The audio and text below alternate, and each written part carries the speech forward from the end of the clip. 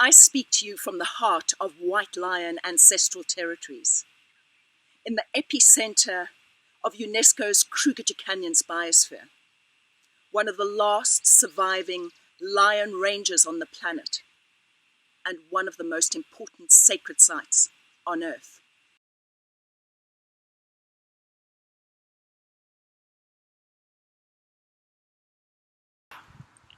Wherever I am on the globe, I speak for the white lion. But I also speak in support of all climate indicator species, the white bison of the North American plains, the spirit bear of British Columbia, the white crocodile of sacred Lake Fundutsi, the black polar bear of the melting ice caps. We live in a time of unprecedented crisis, on the brink of climactic catastrophe. What is called for now in our leadership is a specific quality. It's more than mindfulness. It's more than heartfulness. What is called for is lion-heartedness, that quality of fearlessness, inspired by love and respect for nature,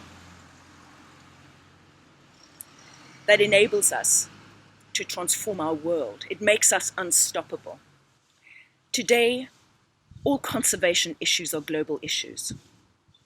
If Brazil destroys its rainforests, the world has lost its lungs. If South Africa destroys its white lions, the world has lost its heart. And the white bison should be roaming free on the North American plains. They are the pathfinders. If America fails to protect the white bison, the world has lost its way.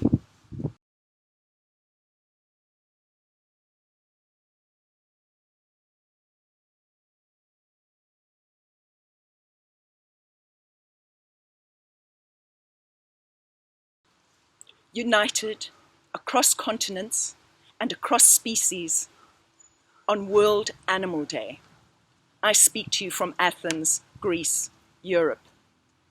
The lions will roar for all of creation.